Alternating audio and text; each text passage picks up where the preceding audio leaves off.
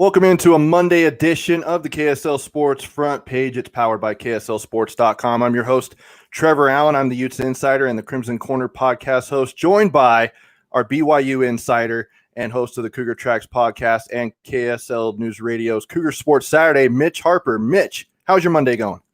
It's going great, Trevor. Good to be on board here with you. A lot to get to. It's kind of a busy Monday. It's going to be a busy week. We got football, basketball, NBA draft.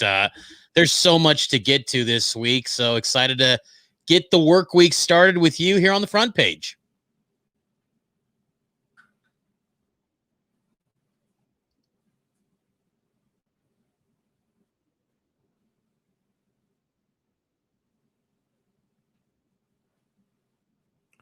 All right, so we'll go ahead and get started by news that came down last night, and that is Utah State has dismissed their quarterback Jason Shelley, a Utah transfer, for violation of team rules. It kind of came down pretty sudden, Mitch, where it came down Sunday night when Shelley started for the Aggies on Saturday afternoon. So something must have happened between Saturday afternoon and obviously Sunday night. Yeah, that's what makes it so unusual here, because it's not often you see a quarterback leading an FBS team as a starting QB, and then 24 hours later, they're booted, they're dismissed. What happened in between? I think it's what a lot of people are asking, but strange turn of events, and it did not work for Jason Shelley and this Utah State offense at all. I know Gary Anderson's issues.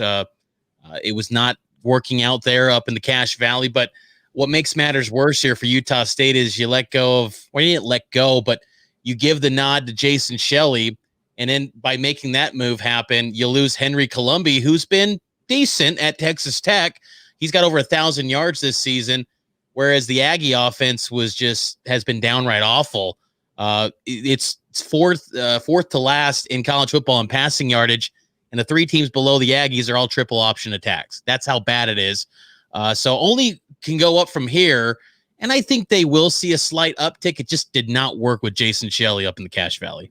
I'm also curious to see what happens with DHC, the running back for USU, because, you know, as you and I both know, he started out at Utah and then went over to BYU, didn't even suit up for the Cougars, and then went up to Utah State. And a big reason why is because of Jason Shelley. Do you think that that he leaves at all, or do you think he sticks it out up in Cache Valley? I mean, he should stay. I think that what we're learning, though, is that we can't just simply say a player is far greater than what's currently in a program just because they come from a Power 5 school. And same could be said for group of 5 athletes that transfer into P5 programs like Colombi.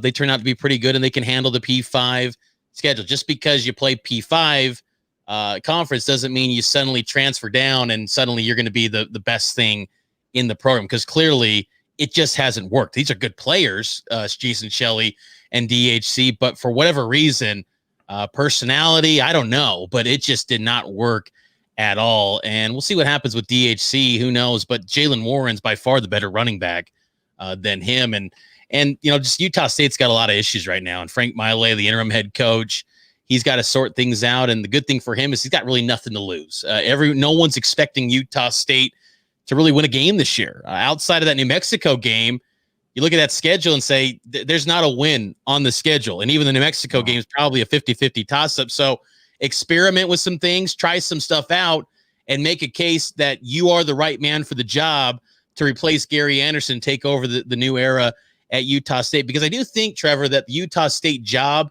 is one where you can be competitive and you can win, because there's clearly a commitment to football and athletics at that university with the way they've invested in facilities and resources. Like they're committed to winning at a high level in the Mountain West Conference.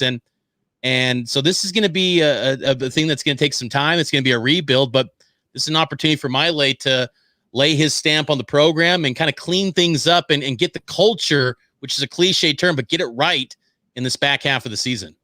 Well, I know that term is used often, but it truly is a very true statement. They got to get something rolling over there, because really since 2018. I know that in Jordan Love's senior year they were decent. I mean, they were able to get to a bowl game and lose, but they lost. But still, I mean, that was having a first round draft pick of a quarterback, and you still didn't put up the same amount of numbers and the same amount of wins as what Coach Wells did in his last season there. But now of what the Aggies have to turn to, quick turnaround from Saturday. They now have a Thursday night clash up in Laramie. Cooper Laga, a former Orem High star, is going to get the start. He is the third string quarterback because Miley announced that Andrew Peasley is under COVID protocol, so he will not be available. But what should the Aggie fans see when they watch Cooper Laga on Thursday? Yeah, he's a talented guy. He was a winner at Orem High School. He really kind of was the first quarterback of this run that Orem High School is currently on, where it's just a championship brand of football, and he got things started at the quarterback position for the Tigers there. So you're talking about a guy that's won. I think maybe in terms of personality, he's got some things you like at the quarterback spot, but he's a developmental guy. There's a reason that he was only a 3-star prospect coming out of Orem High, and more. I think cliche is that you look at him and say he's more of a runner rather than a passer. But I think that they'll be interesting to see what he can do in his first start. I got to say, I'm very interested to see how he performs. If it was just Jason Shelley still, there'd be no interest to watch Utah State the rest of the season. But with Cooper Laga, if he shows you any sort of flashes on Saturday and gives you some maybe spark or momentum, maybe the Aggies can be a little more competitive the rest of the way this season and give you some life. And I think that was the issue for so long this season with Utah State, is that you get a grad transfer and you instantly think it's going to be an upgrade. It just wasn't. It was not working at all. So maybe Cooper Laga can be a guy that doesn't necessarily pile up the wins, but I think just gives them some life and some optimism, because it is sorely lacking right now up in Logan with Utah State football at the moment. I mean, you really couldn't get any worse on offense as far as the quarterback play goes, because going into the game against Fresno, Jason Shelley hadn't thrown for over 100 yards until that game against Fresno. And he went 9 of 24 for 144 yards against Fresno. So, I mean, as long as he hits, I think 150 yards, I think that's still a huge upgrade to what they had before. So, the Aggies playing on Thursday against Wyoming on CBS Sports Network. And then for those of you tuning in, put in your comments below. Mitch and I will answer questions, comments, and anything throughout the show today. And something that I wanted to talk about really quick, Mitch, is that there's some of the media reports out there. John Wilner of the Bay Area News Group he has sources that the situation as far as COVID-19 goes for Utah is getting better, and that they're getting a lot of players out of quarantine. As we all know, Utah has not played a game this year. They are the only team out of the FBS that has a schedule that hasn't played. And, obviously their second game just got canceled last week. And Utah AD Mark Harlan said that 28 people, whether it's players, coaches, staff members, have either tested positive or are being isolated due to contact tracing. And so that's a lot of them. And, you have to have a certain number of scholarship athletes available to play, and Utah just hasn't had that because of this pandemic. But Mitch, it sounds like things are going to be getting better for Utah, and it probably couldn't come at a better time as they are set to host the USC Trojans. Yeah, I really hope so too, because it's just been unfortunate to have the season not start yet for the Utes, and just to have this outbreak, if you will. And then what's led to is finger pointing and people arguing on social media. This pandemic, it's just been frustrating. I think we all yearn to get back to some normalcy. Hopefully 2021 can provide that, because I don't know. I don't want to speak for you, Trevor, but I'm tired of talking about COVID, this contact tracing, that. It's just frustrating. And you're seeing in college football too, it's not really the positive cases. You just mentioned it. Contact tracing is the issue. I mean, Texas A&M earlier today, they announced that their game coming up this weekend is going to be postponed due to basically contact tracing. 0 new positive cases. It's all contact tracing. Yeah. So it's just a real big issue right now. And these conferences are kind of, it's making it really frustrating for, I think, some of these teams to get some of these games and some of these seasons off the ground in Utah's case. But hopefully they play this week, because You get a chance to play USC, a nationally ranked team who I think is, I don't know how they're doing it. Like they're finding a way to win these games. I really thought in week 1, the Clay Helton experiment was going to be unplugged again, but then that guy's got 9 lives, I swear, and he did it again against Arizona. Maybe Utah will be the knockout blow potentially, but I just think that I hope to see that the season get off to a start this week, because if it doesn't happen this week, and you almost think, is it to the point where the season is over altogether for Utah if they can't play this weekend? Well, that would be half of their schedule right now.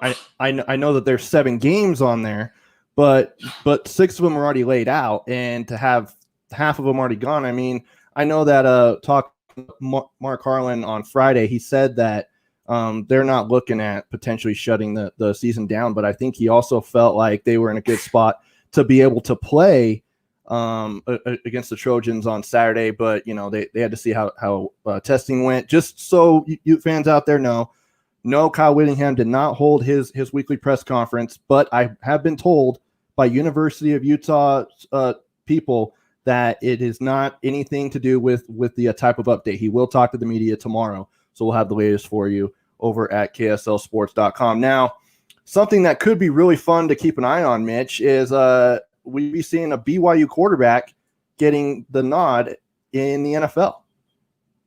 Yeah, we could see that. And, Drew Brees reportedly injured ribs, collapsed lung on the right side, some intense stuff for Drew Brees, a future Hall of Famer. So it begs the question, is the Taysom Hill era in the Big Easy now upon us? And I think that the thought would be yes, because we heard in the offseason, Taysom Hill, he's the guy. Sean Payton saying, oh, absolutely, Taysom Hill is going to be a starting quarterback. Now, this past Sunday, yesterday against the Niners, when Jameis Winston stepped in for the injured Drew Brees, it made a lot of sense that he stepped in, because throughout the entire week, he was getting the number 2 reps, whereas Taysom Hill was playing and preparing in what they call the F position, where it's that Swiss Army knife role. But now with a clean slate, a new week, you're at the beginning of this thing, and you're going to play a team in the Atlanta Falcons who the Saints should beat, even if it's Taysom Hill at quarterback.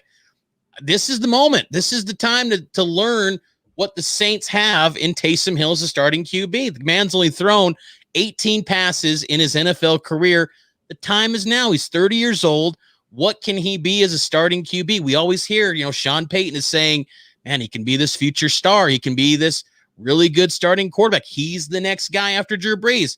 Well, it's time to learn. And I think especially now, too, you got to learn if you're the Saints, because this NFL draft class of quarterbacks is going to be really good with Trevor Lawrence, Justin Fields, Zach Wilson from BYU potentially, Trey Lance from North Dakota State. There's a lot of good arms coming up in the NFL draft in 2021. And I got to think that Drew Brees, after this year, is going to definitely consider retirement and go up into the booth for the NBC crew.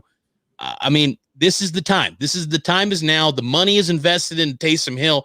You're only spending $1 million on Jameis Winston. You know what that guy is. He's going to cough up the football, through 30 picks last season with Tampa Bay. The time is now with Taysom Hill. They need to play him, but I don't feel confident they're going to, Trevor. I just feel like Sean Payton, it's kind of tough to read. I really hope they can play him, though.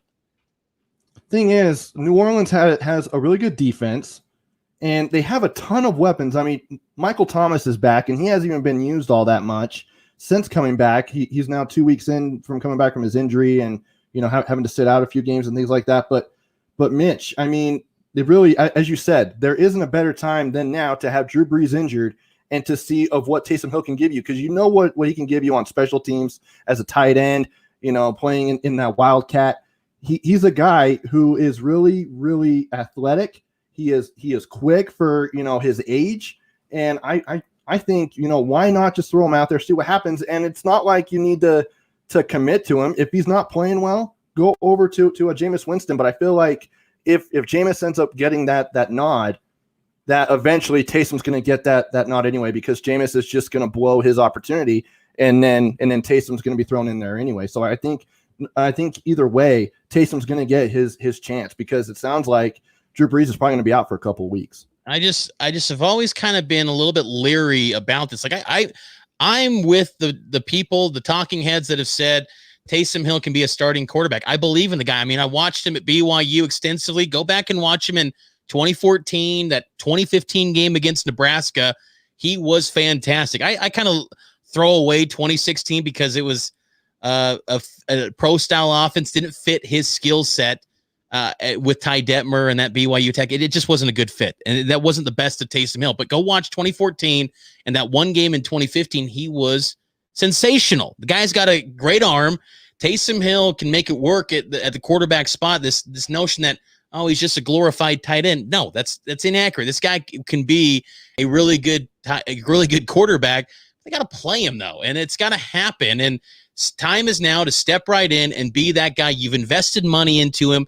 Money usually wins the day in the NFL and gives the starting nod. Now, Sean Payton didn't tip his hand as to the status of Drew Brees, one, but also two, who would fill in for him at quarterback this Sunday if, in fact, Drew Brees is out, which we all expect him to be out.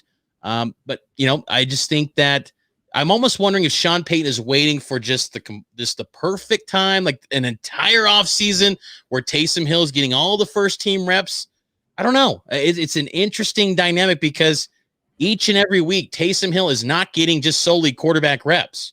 And how much does that factor in to the decision here for who's going to start? Because you saw 2 weeks ago against the Buccaneers on a Sunday night on KSL 5, you saw the impact Taysom makes in that F position, wide receiver, tight end, fullback, running back. He can do all sorts of things. Is Sean Payton willing to sacrifice that? I think it's tough. I hope that Taysom gets a shot, but I'm skeptical, Trevor. I would not be surprised if Jameis Winston gets the starting nod this week against the Falcons. Could one way that New Orleans goes about this, Mitch, and then we'll end on this and move on to Zach Wilson. Could they use him in that F spot and have him kind of do his thing, but when he's not, have him be the quarterback? So whenever he moves over to another position, could that be the time Jameis Winston comes in? I just think you got to be all in. Like, you can't dance around with the quarterback spot in the NFL.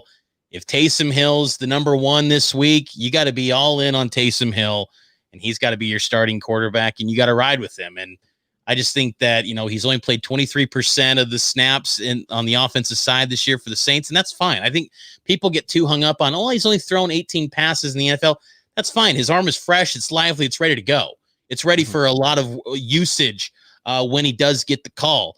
So I think that's a good thing, but I still think that for whatever reason, it just feels like it's kind of this game of chess here where it seems like, there's a path for Taysom to be the clear-cut guy, but then moments like this will kind of maybe tell the story of how Sean Payton and the Saints truly view him. Was it just simply a tip of the cap's contract extension to say, hey, thank you for all the hard work. Thank you for the type of person you are. We're doing right by you. Here's this big salary payday for you, because all of his teammates love him. Or is it truly they view him as the next big thing at quarterback? I think this week we'll kind of start to paint that picture a little bit more in depth as to how Sean Payton and the Saints view him. Now let's go from one former BYU star quarterback to a guy who could be a former BYU star quarterback, depending on what he chooses to do at the end of the 2020 season. That's Zach Wilson. He has absolutely kicked down the door. Came onto the scene just out of nowhere. I mean, we knew he was good, but the steps he's taken, Mitch, just from my point of view. I mean, I don't cover BYU daily, you do. But just seeing what he's done, it's been absolutely amazing to watch. But you actually had a chance on your podcast, and it also aired on KSL News Radio and on KSL 5 TV on Sports Beat. You had a one-on-one interview with Zach Wilson. What were some of your takeaways from that interview? Well, the guy is polished as far as an interview goes. Like, there's certain things about a quarterback, like you want to see just very, in-depth, precise answers, a great communicator. And that is Zach Wilson. He's made a lot of progress in that regard from his freshman year at BYU to now. He's worked on that. That matters when you're talking about potentially going to the National Football League next year, when you're going into a huddle with grown men who are providing for their wives and children, and you got to communicate to them. That matters. He's very smart. He's just in depth. And the thing that stands out, though, Trevor, is his passion for the game of football. We hear it all the time about he's a film junkie. He's always carrying the iPad, but the guy truly loves the game of football. And you can't fake that. Like we see in the NFL draft in years gone by where look at a guy like Josh Rosen, who's bounced around the league and had all these different stops. But the big thing on him coming in was, man, he's got all the ability in the world, but does he love football? And teams are always leery of investing millions and staking their careers because that's what quarterback draft picks entail. You are staking a career on a quarterback. They're not willing to do that for guys that don't love the game. Zach Wilson loves the game of football, whether it's college, NFL. He's breaking it down to find ways to improve, and he has made significant leaps in his game this year. I mean, you just go look into the advanced stats and the breakdown of where he's throwing the football, his arm angles, the arm placement. I mean, just everything that he does within this BYU offense, he's just been masterful. And I think he definitely deserves to be a Heisman finalist this year. To me, it goes Justin Fields, Mac Jones, and then Zach Wilson, number 3. He's ahead of Trevor Lawrence to me. I think he's still ahead of Kyle Trask, even though he had that 6-touchdown performance this past weekend for Florida. Zach Wilson is one heck of a quarterback, and BYU fans should enjoy him, because if it was me, I'm leaving for the NFL ASAP. Like, I'm after this year, I'm going top 10 pick, deuces. But you never know. Like, we'll see what ends up happening, but he's a heck of a talent, and he was an impressive interview, to say the least. Well, and you guys can check out that podcast episode wherever you guys find your podcast, and also at KSLSports.com under the podcast tab right here.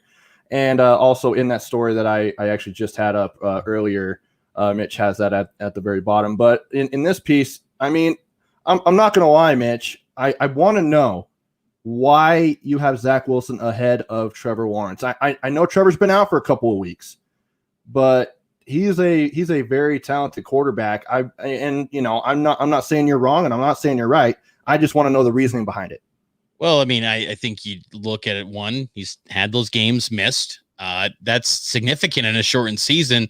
Statistically, he is far behind that of Zach Wilson, and even some of the metrics that even Justin Fields has put up through 3 games at Ohio State. Trevor Lawrence, I think the big selling point on him is, well, he's the number 1 NFL draft pick. This isn't the NFL. This is college football. And I think the way in which Zach Wilson has played, I mean, I think with Trevor Lawrence, it's almost like he gets into the conversation as a Heisman finalist because of the career. Like, the guy hasn't lost a start in the regular season yet in his college football career. And I think he's only lost 1 start period, right? Yeah, and that was in the national championship against maybe the best team ever in LSU last year.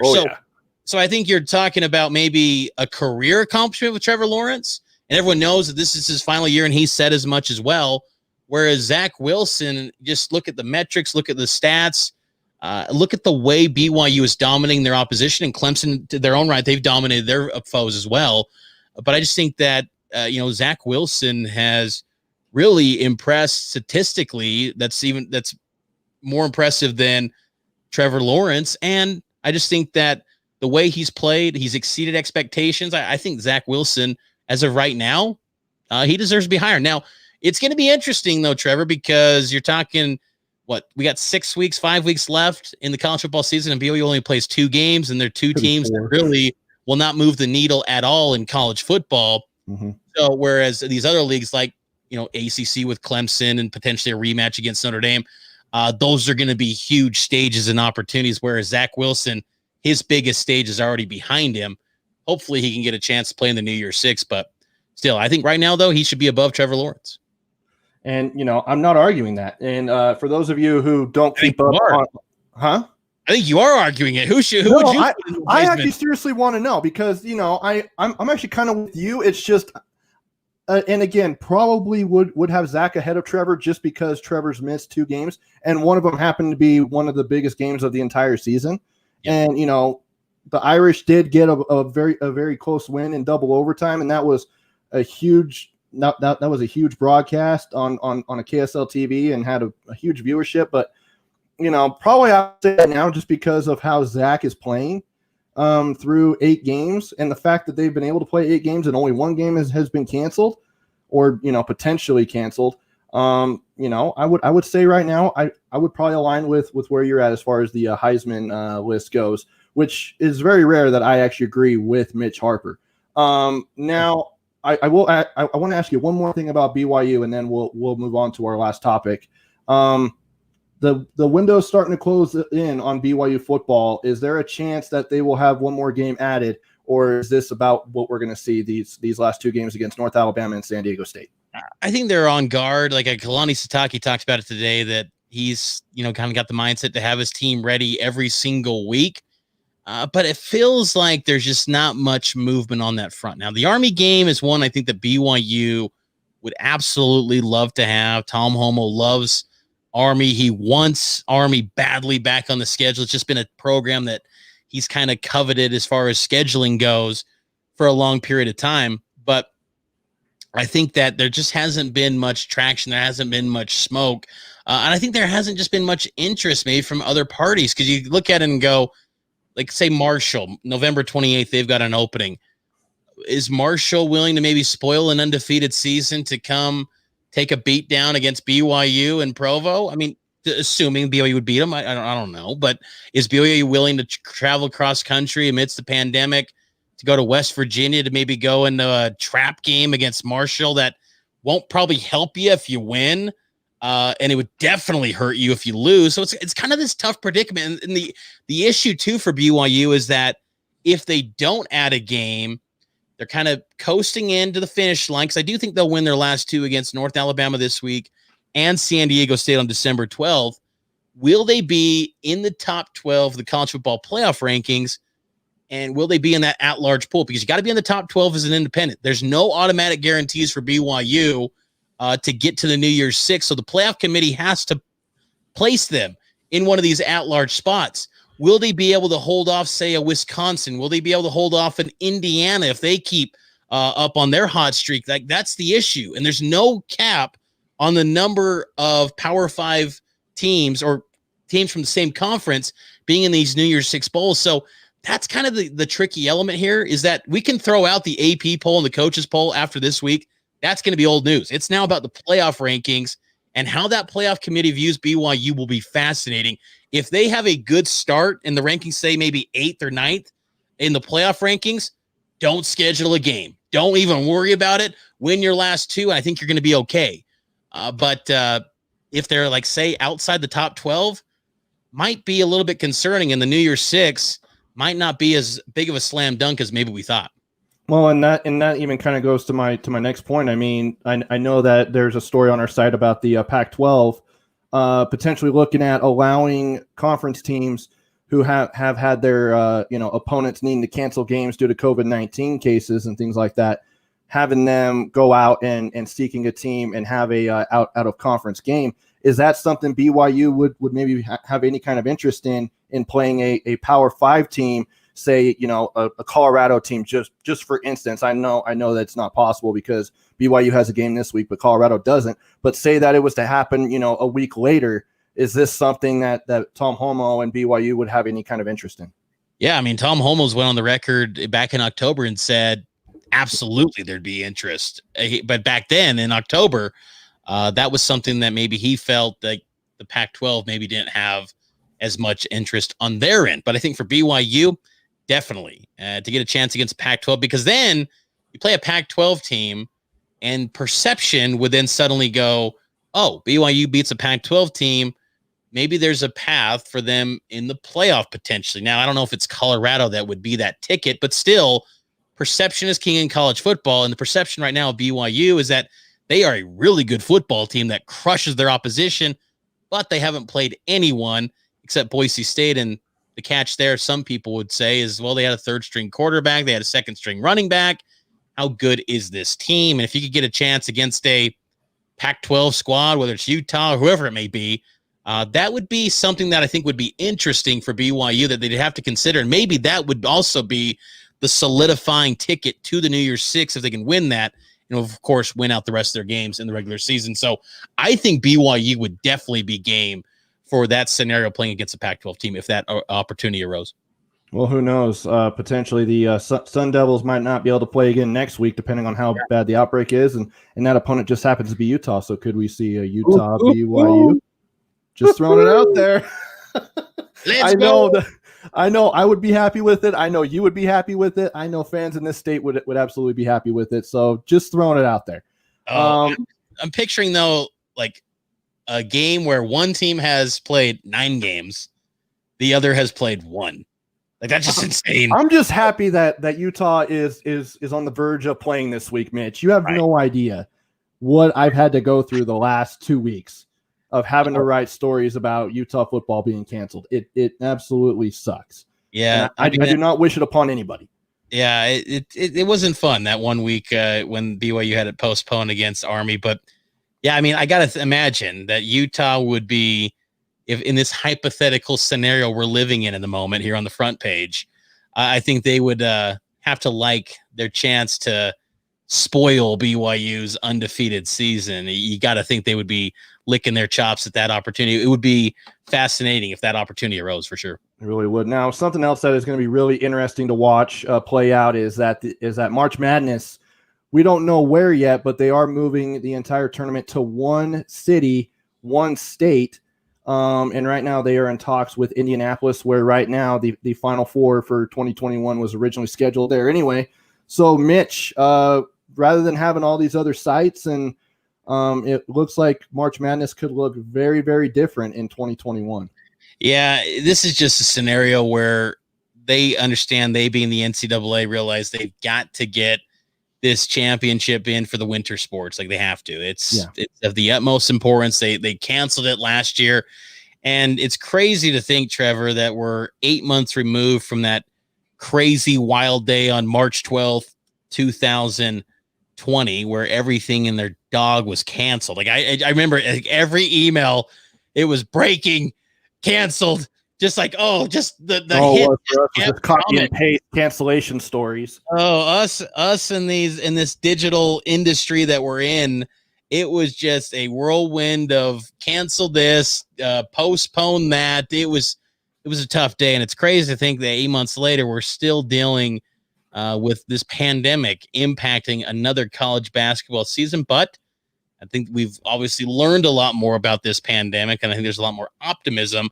But I do think you got to have some sort of, as they call it, a controlled environment. Now, they're not going to say bubble because, once you get into the bubble talk, then you're talking, you better start paying these student athletes if you're going to shut down their lives and have them have free labor and sacrifice their existence for an entity that's not paying them. So that's where it gets a little dicey for the NCAA. But I think everyone wants to just see that NCAA tournament happen, because last year it getting canceled, it was such a bummer and just threw off everything that's been this weird sports calendar in 2020. Well, Mitch, it is. I mean, obviously, time has gone by fast on this show. But for those of you who are wanting to keep up with the Utes, follow me on Twitter at Trevor A Sports, or follow Mitch at Mitch_Harper for all your BYU coverage, and also at KSL Sports on Facebook, Twitter, and Instagram. Mitch, it's always good to catch up with you, man. Hopefully we will be talking about an actual football game for Utah, and then obviously another BYU win coming up within the next week. Yeah, I feel pretty confident that BYU is going to get that win against North Alabama, the Fighting Lions, North Alabama. Yikes. Yeah. Hopefully Utah can get that game in and get all these teams' football seasons off the ground. So looking forward to it. And that'll do it for this Monday edition of the KSL Sports Front Page. Thank you guys so much for tuning in. We're back again on Wednesday for another edition at 4 o'clock. It's the KSL Sports Front Page, powered by KSLSports.com.